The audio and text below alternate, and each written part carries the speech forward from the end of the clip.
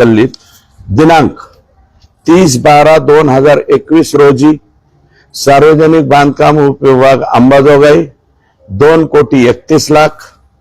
दिनांक 18/3/2022 रोजी कार्यकारी अभियंता जिल्हा परिषद बांधकाम विभाग बीड 10,98,00,000।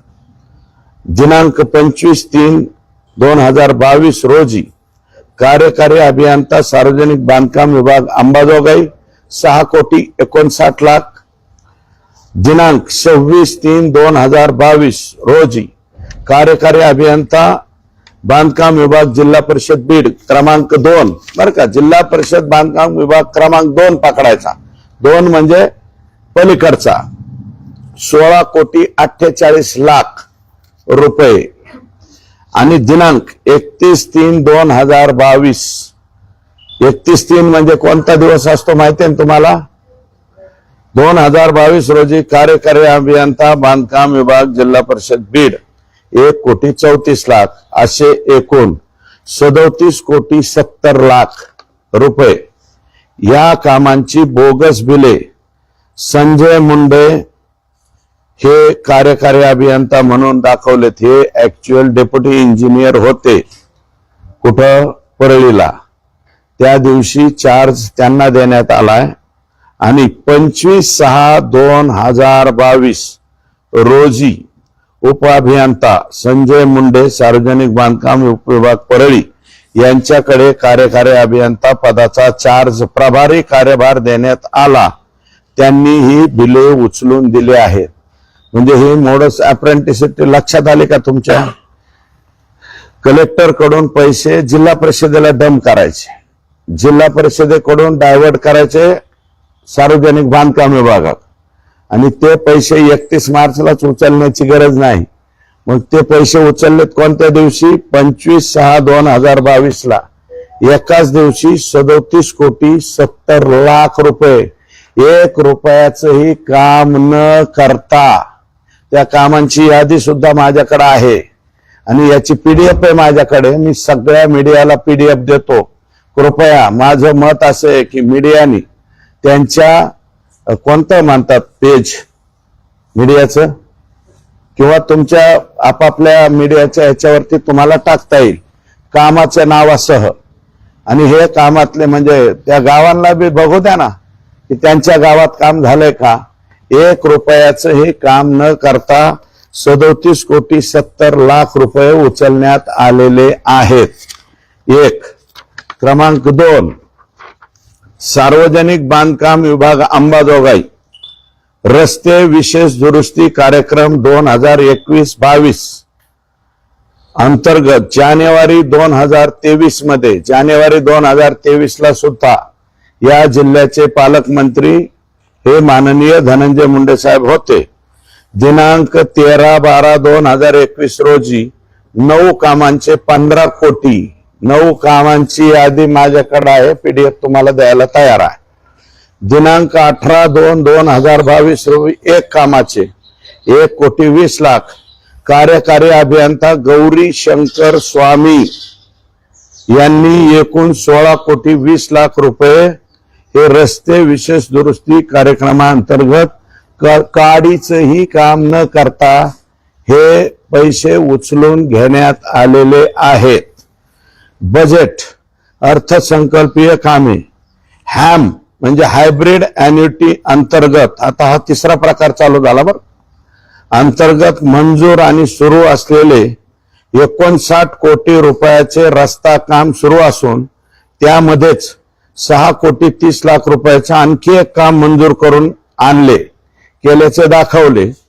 परळी पूस बर्दापूर हा रस्ता कोणता आहे मला माहिती नाही। परळी पूस बर्दापूर या रस्ता कामावर 5 कोटी रुपये काम न करता बिल उचलले आहे। आणि याच्यातली गंमत बघा पुढं, या कामाची क्षेत्रीय कार्यालयाने पाहणी केली, तपासणी केली, त्यावेळेस या कामावर डबल पैसे उचलल्याचे लक्षात आले। त्यांनी सांगितलं की 17/3/2022 ला कक्ष अधिकारी सार्वजनिक बांधकाम विभाग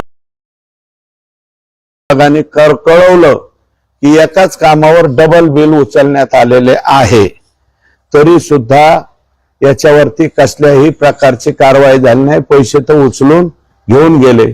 हॅम म्हणजे हायब्रिड अॅन्युटी कार्यक्रम आहे आणि हे दुसऱ्याच 5 कोटी रुपये दुसऱ्याच हेड मधले मंजूर करून आणले दुरुस्तीच्या हेडचे, ते बी उचलून घेत. यावेळी कार्यकारी अभियंता आहेत शिवशंकर स्वामी, उप अभियंता आहेत संजय मुंडे आणि कनिष्ठ अभियंता आहेत अतुल मुंडे. हे कार्यरत होते या तारखेला. त्याच्यानंतर परत डीपीडीसी माननीय जिल्हाधिकारी बीड, त्यावेळेस कोण जिल्हाधिकारी होते मला माहित नाही, यांनी 25/3/2020 रेखावार होते का कोण होतं, 25/3/2020 ला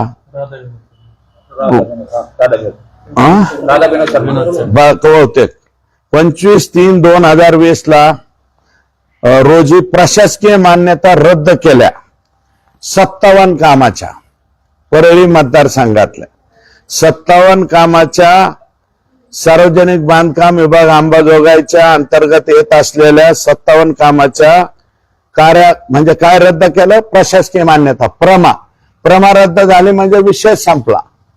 परंतु काय झालंय, या कामांचे एकूण 57 कामांचे प्रमा रद्द केल्यावर बी कलेक्टरने इकडे प्रमा रद्द केल्या, परंतु आकांनी तिकडे 14,43,45,000 रुपयाचे बिल उचलून मोकळे झाले. 14,43,45,000 रुपयाचे बोगस बिल उचलले. प्रशासकीय मान्यता कलेक्टरांनी रद्द केले. तत्कालीन कलेक्टर कोण होते मला माहित नाही. 25/3/2020 ला तुमचं मत आहे का राधा विनोद शर्मा साहेब होते, बहुतेक राधा विनोद शर्मा असतील. त्यांनी प्रमा रद्द केल्या, पण अंबाजोगाईच्या एक्झिक्युटिव्ह इंजिनियरनी डेप्युटी इंजिनियरनी त्यांनी 57 कामाच्या 14,43,45,000 रुपये उचलून सुद्धा मोकळे झाले. हा अतिशय गंभीर गुन्हा आहे. अशी एकूण परळी मतदारसंघामध्ये 2000 म्हणजे 31/3/2022 आहे ना. हा, मी जे तारखा सांगितलेल्या आहेत तुम्हाला, सुरुवातीची तारीख आहे 13/12/2021 पासून 13/12/2021 बरं का. 2021, 22 आणि 2023 जोपर्यंत सरकार होतं त्या सरकारच्या कालावधीत मी जे आकडे सांगितले, एक पहिलं 37,70,00,000 रुपये बोगस उचलले, दुसरे 14,46,00,000 रुपये आणि 16,20,00,000 रुपये आणि 5 कोटी रुपये बर्दापूर पूसवरती, असे एकूण 73,36,00,000 रुपये बोगस बिले उचललेली आहेत. या एवढं बोगस बिल मला वाटतं महाराष्ट्रातल्या कोणत्याही एका मतदारसंघात उचलले गेले नसतील. मी 5व्या टर्मचा आमदार आहे. मी असं कधी काही उद्योग माझ्या स्वतःच्या राजकीय जीवनामध्ये कधी केलेला नाही. हा एवढा मोठा उद्योग माननीय पालकमंत्री आणि तत्कालीन मला वाटतं त्यांच्याकडे कोणतं खातं होतं, सामाजिक न्याय मंत्र्यांच्या कालावधीत आणि पालकमंत्र्यांच्या कालावधीत 2021 ते 23 या कालावधीत एकट्या अंबाजोगाई सार्वजनिक बांधकाम विभाग मधून 73,36,00,000 रुपयाची बोगस बिल उचललेली आहे. या कामांच्या याद्या माझ्याकडे आहेत. 1, 2 आणि 3 फायली मी केलेल्या आहेत वेगवेगळ्या. हेड बी वेगवेगळे आहे. डीपीडीसीचे किती उचलले, राज्य सरकारच्या एसआरचे किती उचलले आणि बाकीचे किती उचलले याच्या पीडीएफ आहेत. झेरॉक्स काढून याद्या देण्यापेक्षा पीडीएफच तुम्हाला देतो. तुमचे नंबर द्या आणि ते आपल्या ब्लॉक वरती टाका तुमच्या मीडियाच्या, आणि मीडियाला सुद्धा खाली जाऊ द्या आणि परळी मतदारसंघातल्या सुज्ञ जनतेला सुद्धा पाहू द्या. या कामावर या कालावधीत या कामावर इथे काम झालती का. 1 रुपयाचं सुद्धा काम न करता ही सगळी बोगस बिलं या ठिकाणी उचलण्यात आलेली आहे. आता या संपूर्ण यादी संदर्भात तुम्ही यादी मुख्यमंत्र्यांकडे दिली का आणखी कोणाकडे दिली आणि तक्रार कोणाकडे करणार आहात? मी अजून कोणाकडेच दिली नाही. राज्याचे मुख्यमंत्री, सार्वजनिक बांधकाम मंत्री आणि राज्याचे उपमुख्यमंत्री उद्या येणार आहे. त्यांना बी ही संपूर्ण यादी, पण उद्या नाही देणार, उद्या डीपीडीसी आहे, पहिल्यांदा येत आहेत ते. त्यांना फक्त माहिती तर आता होणारच आहे ना, ते आमच्या इथे येत आहेत. उद्याच्या डीपीडीसी मधला आमचा विषय हाच राहणार आहे. याची तक्रार तर देणार आहे ना अजितदादाकडे बी. आपले शागिर्द किती म्हणजे चांगल्या पद्धतीने या ठिकाणी कारभार करतायत. म्हणजे तुमचे सामाजिक न्याय आणि पालकमंत्री शिवशंकर स्वामी हे मुंडे कोण आहेत? संजय मुंडे. आणि मला असं कळलं संजय मुंडे साहेब 2022ला ह्याच्यावर बी गेले, रिटायर झाले हे पैसे उचलून देऊन, आणि परत त्यांचं बिचाऱ्याचं काहीतरी आजार झाला आणि तेव्हापासून ते माणूस कुठे आहे ते बी सापडत नाही. देवदयाच्या कृपेने चांगल्या ठिकाणी असावा एवढीच अपेक्षा आहे. ते माणूस त्या परिसरामध्ये नाही, आता परळी आणि अंबाजोगाई परिसरामध्ये नाही. रिटायर झाल्यावर ते डेप्युटी इंजिनियर राहायला पाहिजे ना तिथं. किडनीचा काहीतरी आजार झालता म्हणले किरकोळ, अगोदर एकदम टाईट होता, पण हे बिलं उचलून दिल्याच्या नंतर लगेच किडनीचा आजार त्याला झाला. सुरेश धस काय बोलते मला तर देणे घेणं नाही असं बोलत तुमच्याबद्दल एकेरी भाषेत त्यांनी वक्तव्य केलं अजित पवार. नाही, ते बोलू शकतात. अजितदादा हे 7 वेळा उपमुख्यमंत्री राहिलेले आहेत. माझे सुद्धा काही काळ ते नेते राहिलेले. सुरेश धस ते मला म्हणू शकतात, माझा एकेरी उल्लेख करू शकतात. त्यांचं माझ्यापेक्षा वय जास्त आहे. अजितदादाचं समथिंग 65च्या आसपास वय आहे. माझं 54च वय आहे. मी लहान माणूस आहे, त्याच्यामुळे मला एकेरी उल्लेख केला काय, अरे तुला बोलले काय किंवा जास्त जोरात बोलले काय, त्याचं मला काही वाटत नाही. मी त्यांच्या बरोबर असताना बोललेले. मी सांगतो ना, अजितदादा रागारागात बोलतात पण नंतर मात्र प्रेम करतात, त्याच्यामुळे अडचण नाही. पण एवढं प्रेम करू नये दादांनी 63 कोटी उचलणाऱ्यांवर, अशी माझी विनंती हो. मी फक्त फडणवीस, नड्डा, शहा यांच्या झालं ते मी बोललो ना, ते बरोबर आहे. दादा बोलतात ते बरोबर आहे. फडणवीस साहेबांशी बोलू शकतात, नड्डा साहेब, ते ज्येष्ठ म्हणजे महायुतीचे एक प्रमुख घटक आहेत. ते जर त्यांना कोणाबद्दल काही बोलायचं असेल, मी तर काही त्यांच्यावरती बोललो नाही. माझ्याकडून चुकून एकदा एकेरी उल्लेख केला होता, मी माफी मागितली होती. आणि ते जे आहेत ते बरोबर आहे. नड्डा साहेब, अमित शहा साहेब किंवा मोदी साहेब आणि फडणवीस साहेब किंवा आमचे राज्याचे जे महसूल मंत्री आणि प्रदेशाध्यक्ष आहेत त्यांच्याकडे ते बोलू शकतील. बाकीच्यांना, आम्हाला छोट्या कार्यकर्त्यांना दादांनी बोलण्याचं काय कारण? धनंजय मुंडे म्हणतात की माझ्या राजीनाम्याची मागणी कोणीही केली नाही. आम्ही सुद्धा नाही केली. मी कुठं राजीनामा केला, फक्त एवढं म्हणतो ही एवढं कस काय उचललं, एवढं म्हणणं बाबा. आता याचं उत्तर द्या म्हणा एक्स पालकमंत्र्यांना. हा बोला. यादी तुम्ही दिली, याचे कंत्राटदार नेमके कोण आहेत आणि आता ते तुम्हीच बघून घ्या ना, त्याच्यातले कंत्राटदार कोण आहे काय, एवढं कुठं बघत बसावं. काही काय मजूर संस्था आहेत, काही गुत्तेदार आहेत, त्यांचे नावं तुम्हीच बघा. पीडीएफ दिल्यावर काय अडचण आहे तुम्हाला? पीडीएफ दिल्यावर गुत्तेदार कळेल, हे कळेल, ते कळेल, कोणाच्या नावावर आहे काय आहे. आणि हे पसारा थोडा आहे का, हे लय मोठा पसारा आहे. हा, कामांच्या याद्या आहेत, काही ठिकाणी लाखात पैसे उचललेत, काही ठिकाणी कोट्यात उचललेत. हे काय, हे पहिलं जे हे आहे 30/12/2021 ते 31/3/2022 या कालावधीत भाऊ किती पैसे उचललेत? 70 कोटी ना पहिल्या कट्ट्यात, 37 कोटी. 37 कोटी हे लास्टला आहेत. हे 37 कोटी 70 लाख पहिल्या टप्प्यात. उद्या डीपीडीसीची बैठक आहे आणि पहिल्यांदाच उपमुख्यमंत्री आणि जिल्ह्याचे पालकमंत्री अजितदादा उद्या येत आहे. पंकजा मुंडे सोबत आहे, धनंजय मुंडे सोबत आहे, तुम्ही राहणार हो. त्या आधीच तुम्ही हा घोटाळा काढला. मी आधी काय डीपीडीसीच्या आधी काढला नाही, माझ्याकडे आता पोहोचला, आज दुपारी पोहोचला. जे जे कोणी त्या परिसरामध्ये त्यांच्यावरती समजा प्लीज असतील लोक, ते प्लीज असलेले लोक कागद आणून देतात माझ्याकडे आणि त्याच्यावरती मी बोलतो. आता महादेवराव मुंडेंचा मर्डर झालेला सुद्धा मला बाहेरून थोडीच अमेरिकेतून कोणी नाही सांगितला, परळीतल्याच लोकांनी सांगितला. कारण महादेव मुंडेंच्या मिसेसचं स्टेटमेंट मला वाटतं तुम्ही घेतलेलं आहे, त्याचं लेकरू रडतंय. अजूनही महादेव मुंडेच्या 15 महिन्याच्या नंतर सुद्धा एकही आरोपी पकडला गेलेला नाही. म्हणून ही माहिती ज्यावेळेस आली, डीपीडीसी उद्या आहे का नाही का याचा काही संबंध आहे याच्याशी. याच्याशी जे जे माझ्या पुढे येईल, ज्या ज्या दिवशी येईल त्या त्या दिवशी मी लोकांच्या पुढे मांडायचा प्रयत्न करेन. 73 कोटी रुपये उचलणं म्हणजे भाजपाला नाही राव, हे लय अवघड आहे.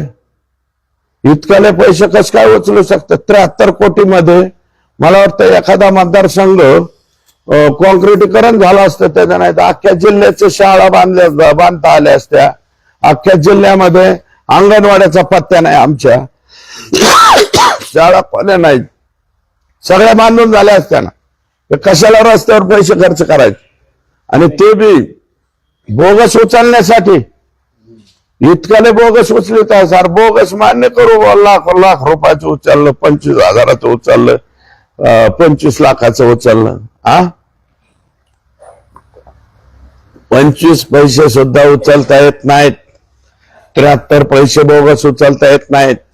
आणि याच्यामध्ये सरकारने कळवलंय एका ठिकाणी, तर इथं डुप्लिकेशन झालंय ऊस बारदापूर रस्त्यावर. ऊस बारदापूर रस्ता म्हणजे कोणीकडचा आहे? यांच्याच मतदारसंघातला असं मला नाही माहित बाबा, मी एवढा फिरलेला नाही जिल्हा.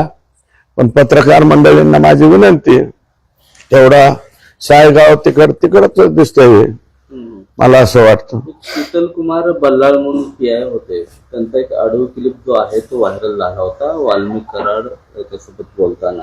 एक दुसरा एक ऑडिओ त्यांचा व्हायरल होते, त्यांच्या सहकारी पोलिसांचा त्यांनी छळ केल्याचा ऑडिओ आहे, ऐकलं? जाऊ दे, ते कोण ज्यांचा कोणाचा छळ झाला असेल, हे बल्लाळ देव जो काय आहे त्याच्यावरती काय त्यांची तक्रार असेल, तक्रार SP-कडे करावी, SP त्याचं निर्धारण करतील. आता आकांचे माणसं आका कसे बोलतात पोलिसांना, ते मी जिल्ह्याचा बाप आहे. आता आम्ही आमच्या जिल्ह्याचा बाप, जर ते एकटे झाले तर आमचे बाप कुठं होते याचा आम्हाला मिळाला. जिल्ह्याचे बाप झालेले होते ते आका, तर मग जिल्ह्याच्या बापाचे हे कर्तव्य आहे का? जिल्ह्याच्या बापाचं काम काय असतं? आणि मग ह्याच्यामुळे तर कोट्यावधी रुपयाच्या प्रॉपर्टी व्हायला लागल्या, कोणीकडे जमिनी घ्यायला लागले. 50-50 लोकांना ते दर महिन्याला, लोकांना म्हणतोय मी, तुम्ही ओळखून घ्यायचं काय, 50-50 100-100 लोकांना ते दर महिन्याला काही ठराविक रक्कम पाठवत होते. नको त्या माणसांच्या कोट्यवधी रुपयाच्या प्रॉपर्टी दिसायला लागल्या, काही बी व्हायला लागले. मग याचं कारण काय? हे आता इतकाले बोगस मला वाटत नाही महाराष्ट्रातल्या कोणत्या एका मतदारसंघामध्ये 73 कोटी रुपयाचं बोगस बिल उचललं गेलं असेल. हे बोगस बिल कसे उचलले बाबा? कोरोनाचा काळ होता, तुमचं होतं, ठाकरे साहेबांचं मंत्री मुख्यमंत्री होते, उपमुख्यमंत्री दादाच होते. दादांना आता उद्या आम्ही विचारू, दादा मायबाप हे कसं इथलं इथं चौकशी लावतात का वरून चौकशी लावतात बघूया. आणि शिवेंद्र बाबा या खात्याचे मंत्री झालेत आता. आणि सगळ्यात जास्त म्हणजे बरं झालंय, प्लॅनिंग आणि फायनान्स ज्यांच्याकडे आहे त्यांच्याकडेच हे तपासणी आता येणार आहे. प्लॅनिंग डिपार्टमेंटला सुद्धा डोकं चक्रावून जाईल ना, इतकं भारी प्लॅनिंग आहे. डीपीडीसीचे पैसे कलेक्टर कडनं BNCला पाठवायचे, BNC कडनं जिल्हा परिषदेला डंप करायचे. म्हणजे जिल्हा परिषदेला काय, या वर्षीचे पैसे पुढच्या वर्षी खर्च करतायत. हे मार्च महिन्यामध्ये पैसे डंप केले, म्हणजे डिसेंबर महिन्यापासून डंप करण्याला सुरुवात केली. प्लॅनबद्ध कार्यक्रम बघा, डिसेंबर महिन्यापासून मार्च महिन्यापर्यंत पैसे डंप केले आणि 25-6ला हे पैसे काढून घेतले. कारण पैसे कुठे आहेत? जिल्हा परिषद. मग बिल कुठून काढायचे? 82तून. मग पैसे परत जिल्हा परिषद कडून ट्रान्सफर करायचे. कुठं? ऍक्च्युअल नियमाप्रमाणे जे प्लॅनिंग डिपार्टमेंटचे जे रूल्स अँड रेग्युलेशन्स आहेत त्याप्रमाणे 82ला हे पैसे दुसऱ्या वर्षात वापरता येत नाहीत. इथं मात्र ते सुद्धा रूल्स अँड रेग्युलेशन मातीत घालण्यात आलेले आहे. जिल्हा परिषदेकडून पैसे ट्रान्सफर केले 82ला आणि बिल 82 कडून काढून घेतले. एवढ्याला बिल काढायचे म्हणल्यावर कसं व्हायचं? हे आगा नको तेच काहीतरी पुढे आलंय. एवढ्याला मोठालं. आणखी कोणाला काय विचारायचं असतं तर बोला, संपलं. मतदारसंघातली एक घटना आहे 13 सौरभ भोंडवे नावाची. बुडून मृत्यू झाला असं प्राथमिक अंदाज आला, मात्र त्याची हत्या झाल्याचं त्याचे नातेवाईक आरोप करतायत. तुम्ही देखील पोलिसांना बोललं, नेमकं काय प्रकरण आहे? नाही, हे भोंडवे मला वाटतं पिठी ह्या गावच्या आहे आणि आपला जो याचा डोंबरीचा तलाव आहे, नाव डोंबरी प्रकल्पाचं, ओकांडा प्रकल्पाचं नाव डोंबरी. हे मला वाटतं 2 कोणीतरी फौजी आणि हे असे एकत्रित सगळेजण आनंद साजरा करून त्या ठिकाणी गेले आणि वडिलांचं आणि त्यांचं सगळ्यांचं ऑब्जेक्शन आहे की त्यांना बुडून मारण्यात आलं. आणि नंतर हे गेले तर केदार नावाचे एक पीआयचा चार्ज दिलेले आकाने त्यांनी या लोकांची फिर्याद घेतलेली नाही. म्हणून आता SP साहेबांना आमची विनंती आहे की जर वडिलांनी त्यांच्या कुटुंबियांनी फिर्याद जर दिली तर ती फिर्याद घ्यावी आणि चौकशीमध्ये जर काही नाही आढळलं तर त्या लोकांना रिलीव्ह करावं. रिटायर्ड फौजी का काय आहेत ते 2. जिल्ह्याच्या विकासाच्या अनुषयाच्या संदर्भात म्हटले होते आणि विशेषतः आष्टी मतदारसंघाचा जो जिल्हा नियोजन बैठक कशाला अनुशेष आणायचं? हे काही अनुशेष नको, आम्हाला काहीच नको, पैसा नको, फक्त हे दुसऱ्यांनी उचललेलं हे माघारी भरून घ्या एवढ्यासाठी DPDC जायचं. अनुशेषच काय करायचं? उद्या अनुशेष नंतर मांडू. 73 कोटी रुपये राव सुरेशराव पळून जावं लागेल. 73 कोटी मानल्यावर अरे 73 कोटी रुपये एका दिवसात उचलायचे मानल्यावर आता हे काय बोलणं, काय बोलावंच, काय बोलणंच बंद पडतंय ना. ही काय ही बेकार परिस्थिती. कशाचं अनुशासन, कशाचं काय? अहो मी त्या दिवशी सांगितलं बीड जिल्ह्याची DPDC 400 कोटीची, सगळ्यांना विश्वासात घ्यायचं, मला अधिकार द्या म्हणायचं. आम्ही सगळ्यांनी विश्वासाने अधिकार देऊन टाकायचे. उद्याची जी DPDC आहे सुरेशराव रिअप्रोप्रिएशनची, त्याच्यात माझा एक रिअप्रोप्रिएशनचा विषय आहे. पण आता आम्ही बाय फर्गेसन वाचतोय, बुकलेट पाठवलंय कलेक्टरने, अजून अभ्यास नाही केला. आज रात्रीत अभ्यास करू. त्याच्यात मी प्रत्येक तालुक्याला किती DPDCत यांनी पैसे दिलेत, काय दिलेत, शहराचे मागितले, अजूनही PDF येते माझ्याकडं. कलेक्टर म्हणलेत मी पाठवलं. मग तुम्ही काय करता? 100 रुपयापैकी 10 रुपयात 10 तालुके वाटे लावायचे आणि फक्त परळी तालुक्याला 90 रुपये घेऊन जायचे. बरं जायनात का बाबा? सत्कारने तरी लावा. हे काय असं मानल्यावर परळीचा विकास कसा व्हायचा? आणि कशाला कोण माणसं 1 कोटी 45,000 का 42,000 नाही निवडून यायचं तर काय होतं ना माणसं इतक्याला मानलं. 73 कोटी रुपये उचललेत. 73 करोड 73 कोटी रुपये कशाला म्हणते? आणखी त्यात 17 घातले तर 100 कोटी होते. आणि हा एकाच फक्त कार्यकारी अभियंता ते 2 का 1 बरोबर 4 दिलाय. संजय मुंडे जे बिचारा कोण आहे डेप्युटी इंजिनियर आहे, त्याला 4 द्यायचा. 1 दिन का CM. अनिल कपूरचा पिक्चर होता ना, 1 दिन का CM नायक पिक्चर होता. त्याच्यात अमरीश पुरी एक होता आणि अनिल कपूर एक होता. त्याच्यात ते म्हणतो, हसत हसत पत्रकार असतो तो अनिल कपूर, तो म्हणतो मेरे को 1 दिन का CM बनाओ. अमरीश पुरी म्हणतो इसको बना दो 1 दिन का CM. एका दिवसात पुरा काटा काढतो. तसं 1 दिन का आमचा संजय मुंडे 1 दिन का एक्झिक्युटिव्ह इंजिनियर गेला बिचारा. आता हे काय गप्पा गप पैसे उचलायचे 37 कोटी रुपये एका दिवशी उचलायचे. दुसऱ्या दिवशी 16 कोटी एकदा उचलायचे, 5 कोटी एकदा उचलायचे आणि 14 कोटी एकदा उचलायचे. हे बघा ना, 37 कोटी 70 लाख, 14 कोटी 46 लाख, 16 कोटी 20 लाख, 5 कोटी बर्दापूर पुस डुप्लिकेट. सरकारने सांगितलं हे डबल पैसे उचलले, तरी बी काहीच नाही. अरे मग हे नेमकं कोणाची शिळी कोणाला पिती आणि कोणाचं काय चाललंय याचा मेळ तरी लागला पाहिजे ना. हे किती भयानक आहे. आणि हा उद्या अजितदादांना हे सगळं दाखवणार आहेत का तुम्ही? पीडीएफच पाठवतो ना अजितदादाला, काय तकलीफ त्यांना घ्यायची. अजितदादाकडलं पीएफ डिक्ले अजून 10-15 पीएफ सगळ्याला पीडीएफ पाठवतो. दादा यांना अभ्यास करायला बसवा. उद्याच्या उद्या नाही, उद्या आता पहिला दिवस आहे त्यांचा. हो नाही, कृष्णा आंधळे हा पोरगा, त्याच्याबद्दल मी माहिती घेतली पोलिसांकडे. SIT चांगलं काम करते, आमच्या जिल्ह्याची LCB सुद्धा चांगलं काम करते. काही पोरांची नावं पेपरला टीव्हीला वगैरे येतात. माझी विनंती आहे वरिष्ठ लोकांना किंवा माहिती देणाऱ्यांना की चुकीच्या माहिती देऊ नये. ज्या पोरांनी LCBच्या बाकीचे काही जे मुलं आहेत, यंग मुलं आहेत, ही 6 पैकी 5 आरोपी ह्यांनीच पकडले आणि त्यांचेच नावं टीव्हीवर येतात आकाशी संबंधित. तोंड हाणून घेते ना लोक. त्यामुळे माझी विनंती आहे तुम्हाला सुद्धा, बीड जिल्ह्याच्या जे कोणी आपले तुम्ही प्रतिनिधी आहे, तुम्ही बी वरच्यांना कळवा की बाबा बीडच्या बाबतीमध्ये सगळ्याच जणांची सगळेच नावं लगेच फ्लॅश होऊ नयेत, अशा प्रकारची विनंती आहे.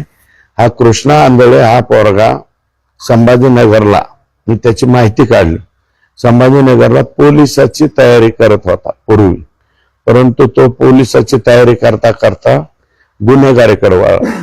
यापूर्वी त्यांनी तिथेही काही गुन्हे केलेले आहेत संभाजीनगरला. आणि 5 का 7 पत्र्याचं घर आहे, गरिबी आहे. आणि त्याला फारसं काही घराबद्दल, म्हणजे हे मी म्हणत नाही, आपल्या घराबद्दल आई वडिलांबद्दल प्रेम असतंच, पण न जाणो त्या लेकराला त्याच्या घराची ओढ नाही किंवा त्याच्या घराकडे अनेक दिवस तो संपर्काविना राहतो, असा त्याची हिस्ट्री आहे.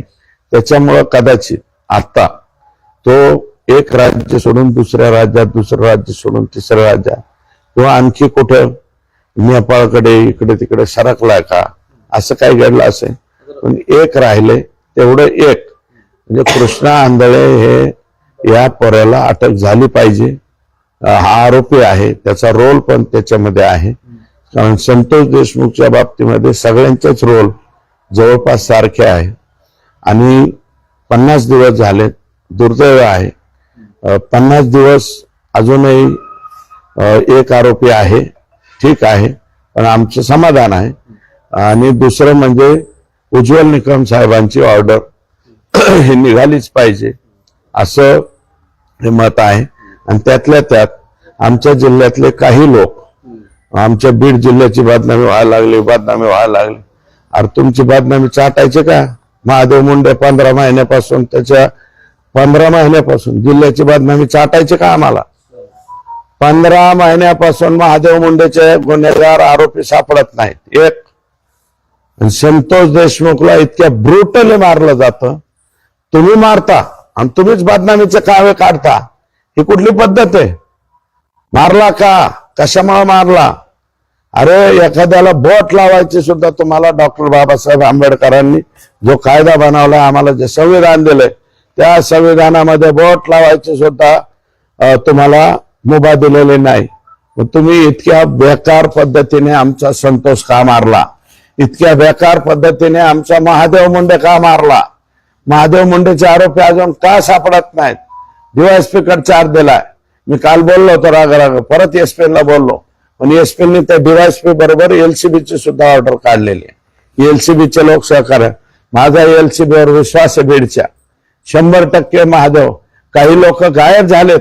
ज्यावेळेस SP नी ही ऑर्डर दुसरीकडे काढली, की महादेव मुंडेचे मारेकरी परळी शहरातून गायब झाले आणि हे संतोषला ज्या पद्धतीने मारलेले ही पद्धतीचा राग आलेला आहे. बीड जिल्ह्याची कुठेही बदनामी होत नाही, काय नाही. उलट बीड जिल्ह्याचं राजकारण म्हणजे हे गुंडागर्दी समूळ नष्ट होणार आहे आणि कोणालाही सोडणार नाही. मग तुम्हाला सुद्धा काय माहिती असले तर सांगा, माझ्याकडे जसं त्यात तुम्ही काढा. संदीप क्षीरसागर जे आमदार आहेत बीडचे ते असं म्हणाले की कृष्ण आंधळेचा घातपात झाला असावा असा संशय व्यक्त केला त्यांनी व्यक्त केला, मला तसं वाटत नाही. हा आता धनंजय मुंडे असं म्हणाले की संदीप नाही, क्षीरसागर धनंजय मुंडे साहेब काय मला काय देणं घेणं नाही. सध्या धनंजय मुंडेंचे प्रताप आम्ही तुमच्या पुढे मांडतोय, हे जरा लोकांच्या पुढे मांडा. हे त्याला काय म्हणाले आणि ते त्याला काय म्हणाले ह्याच्यात वेळ घालू नका. आमचा फोकस हा संतोष देशमुखचा खून आणि त्याचा खून करणाऱ्यांना फाशी देणं हा आमचा हे आहे. आणि हे असं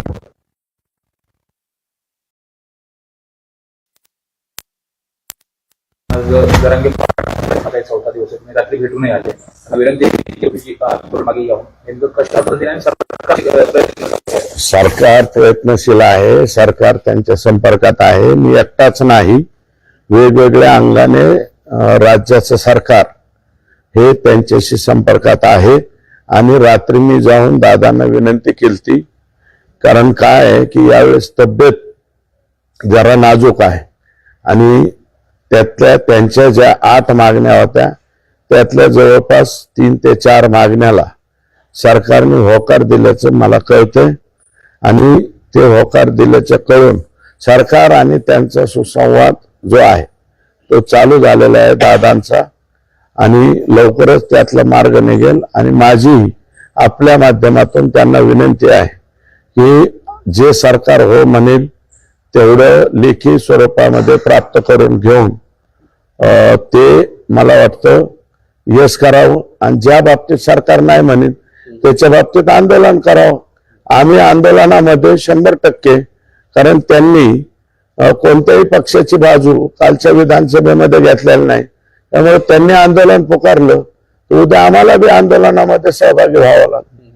वाल्मिकरांचा आणखीन एक फोन कॉल व्हायरल झाला होता. निशिगंधा खुळे नावाची PSI सायबर सेलची आहे. तुमच्यापर्यंत माहिती आली असेल नेमकी पोस्ट काय होती, काय गुन्हा होता, ती माहिती घेतली असावी. काय होतं? मी नाही घेतली.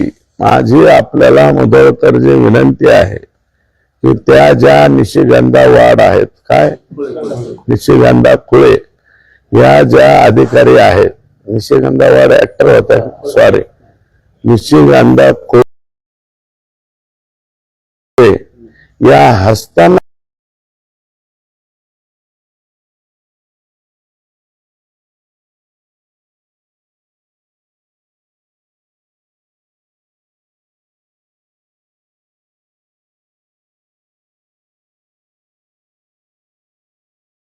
स्पीकर ऑन केलाय आणि प्रकरण काय आहे ते मी सगळ्या मीडियाला विनंती करतो की ते प्रकरण किती किरकोळ होतं, काय होतं आणि कोणाच्या बाबतीत घडलेलं होतं आणि त्याच्या बाबतीत आका फोन करतात. म्हणून मी काल म्हणलं होतं की पंकजाताई या म्हणाल्या होत्या आपल्या भगवान भाई यांच्याशिवाय यांचं पान हलत नाही. तर मग ते पान आकांनी फोन केलेलं, हे आकाच्या आकांशिवाय कसं काय हल्लं याचा माझा सवाल आहे. मी माझ्या तोंडाने बोलणार नाही. माझी विनंती की हे प्रकरण काय आहे याची शोध मोहीम ही मीडियाने घ्यावी. खुळपे मॅडम जे आहेत, कोण खुळे, काय खुळपे आडनाव आमच्या इथं आहे बरं का, त्याच्यामुळं मला खुळपे आलं, सॉरी. आणि ते वाडे अगोदर आलं त्याच्याबद्दल सॉरी. नाही त्याच्यावर आता नवीन वाद चालू होईल. मी तुमच्या पाया पडतो रे बाबा, ते बोलता बोलता झालेलं आहे. अडाणी माणूस आहे मी, त्याच्यामुळं काय मी 7वी 8वी शिकलेला माणूस असल्यामुळं तशी अडचण होती. तर माझं म्हणणं असं आहे की 7वी 8वीच ना त्याच्यापेक्षा जास्त आहे. हा बहुतेक नाही, मला म्हणण्यात आलेलं मीडियावरती. 1 मिनिट आहे का, हे संपलं. मीडियावरती मला 7वी 8वी पास म्हणलेलं आहे. माझं शिक्षण काय आहे ते बहुतेक तुम्हाला माहिती आहे. नाही नाही, हा मुद्दा बरोबर आहे. माझं म्हणणं असं आहे की खुळे मॅडम यांच्याकडे तुम्ही कालपासून त्यांचा मोबाईल का बंद आहे, त्यांचा मोबाईल का बंद आहे? मग त्यांचा मोबाईल बंद असेल तर घातला शोधा, त्याच्यावरचा घात आहे. घातने सुद्धा घात केलेला आहे या प्रकरणामध्ये. घात आडनावाचा कोणीतरी त्यांनी घात केलेला आहे आणि महादेव ऍप सुद्धा दाखवून टाकलेला आहे घातने. घात सोपा नाही. आणि या खोळे मॅडम ज्या आहेत त्या काय म्हणतायत, साहेब काय नाही, थोडस इकडून तिकडून प्रेशर आलतं म्हणून नोटीस पाठवली होती, बोलवलं होतं. कुणाच्या प्रकरणाच्या बाबतीत? कोणत्या माणसाची इज्जती घ्यायला निघाले तुम्ही? तुम्ही शोध घ्या आणि नंतर मी त्याच्यावर बोलन. मी काल म्हणलं होतं ना मीडियाला, पण तुम्ही अजून शोध घेतला नाही. पण तुम्ही आमच्या 73 कोटीसाठी आले. तुम्ही माहिती घेऊन आणखी उद्या प्रेस ठेवावी. माहिती मी कशाला घेऊ? शोध मोहीम, शोध. अहो तुम्ही लोकशाहीचा चौथा स्तंभ आहात. आम्ही तर एक 2.25 तालुक्याचे आमदार आहोत. हा, किरकोळ माणसं आहेत आम्ही, गरीब माणसं. एवढं मीडिया घेऊन जाणं, त्याला विचारणं, एवढं आमची ताकद नाही साहेब. आम्ही गरीब माणसं. तुमचे शब्द ऐकण्यासाठी महाराष्ट्र आतुर राहतोय आता, आणि तुम्ही लहान स्वतःला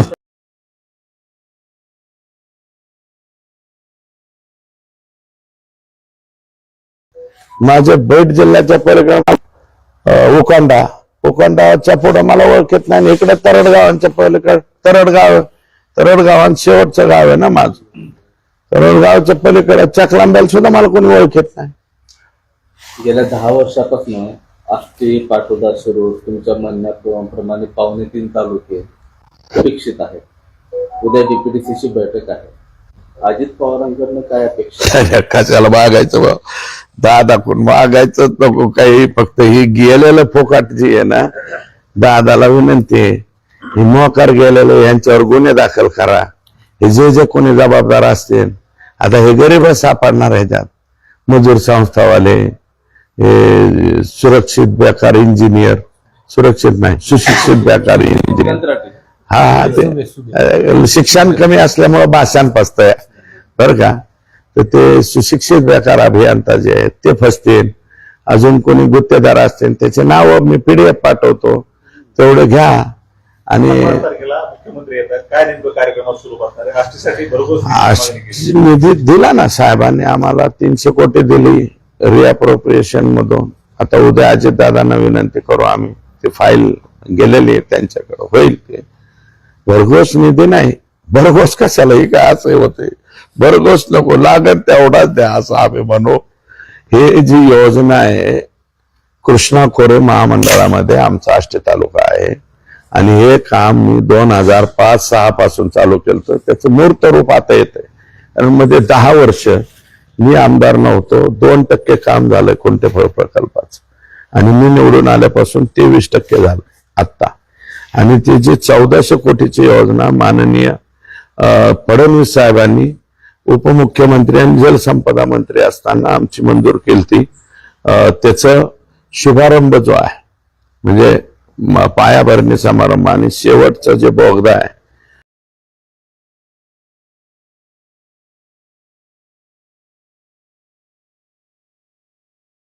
त्याचं ब्लास्ट करून त्याचं कामाचा शुभारंभ केला. त्यातलं 1400 कोटी रुपयाच्या कामाचं हे काम आहे.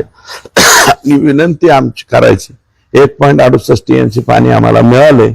पहिलं 500 MCFT आम्हाला ओव्हरफ्लोचं मिळाले कुकडीचं. आणि आता साहेबांनी आमच्या वाट्याला जे मराठवाड्याच्या वाट्याला 23.66 आले, त्यातलं 5.68 आष्टी तालुक्याला आहे. तर आमचं राहिलेलं 4 TMC पाणी मिळावं यासाठी हा कार्यक्रम आहे. आणि माननीय मुख्यमंत्री महोदय पहिल्यांदा जनरल पब्लिकच्या कार्यक्रमात येत आहेत असं आम्हाला वाटतं. साहेबांचे तिकडे बरेच कार्यक्रम होते. त्या दिवशी कोकणात कार्यक्रम आहे, नंतर आपल्या इथं आहे. तर त्या निमित्त मुख्यमंत्री येत आहेत म्हणून आम्ही जे आहे ते त्यांचं स्वागत करण्यासाठी तयार. धनंजय मुंडेंनी आज दिल्ली गाठवली आहे, असं म्हणतात की जर फडणवीसांनी अलिबागला मी दोषी वाटले तर मी राजीनामा देणार. गेले दिल्ली गाठलेली, दिल्लीला ते या राज्याचे मंत्री आहे, ते वरच्या मंत्र्याला भेटायला गेले असते, काही अडचणी असतील कुठं काय. परंतु आम्ही काय म्हणतो, अजितदादांनी त्यांच्या बाबतीतला निर्णय करावा. भारतीय जनता पार्टीचा काय संबंध, फडणवीसांचा काय संबंध? फडणवीसांची आमची पार्टी कोणती आहे? भारतीय जनता पार्टी. माझ्या बाबतीतला काय निर्णय असता तर फडणवीस साहेबांनी घेतला असता, परंतु त्यांच्या बाबतीतला निर्णय फडणवीस साहेब कसं काय? त्यांच्या बाबतीतला निर्णय अजितदादाच घेतले. अजितदादा काही अभ्यास करत असतील, काही हे करत असतील, तर त्याच्यामध्ये आम्ही त्यांना मदत करण्याचं काम करतोय. महिला अधिकारी आढळून आला बल्लाळ, दुसरी महिला अधिकारी खुळे. काय नेमकं जिल्ह्यात चालू आहे, नेमकं काय संभाषण असावं? नाही, असू शकतं? खुळे जे आहे, खुळे मॅडम या ज्या पद्धतीने बोलल्यात ती पद्धत तुम्ही जरा चेक करा. मला असं वाटतं हे काय म्हणतायत किरकोळ प्रकरण आहे, सोडून द्या. तर माझं विनंती आहे ना तुम्हाला, मी माझं तोंडाने कशाला सांगू, तुम्ही शोध म्हणून घ्या ना खुळे मॅडमची, गात साहेबांची. तत्कालीन नंदकुमार कोण होते ते, का भार्गव होते? नंदकुमार ठाकूर कोणत्या कुठे येतात त्यांना विचारा, किरकोळ कोणतं प्रकरण आहे ते. आका म्हणालेले, आका आणि आमच्या जिल्ह्याचे बाप. आता नवीन नाव द्यायचं का त्यांना, का आका बाप? कंबाईन नाव काय द्यायचं, का बाप आका? काय नाव द्यायचं? आका आणि बाप, जिल्ह्याचे बाप. फिनिश करा आता का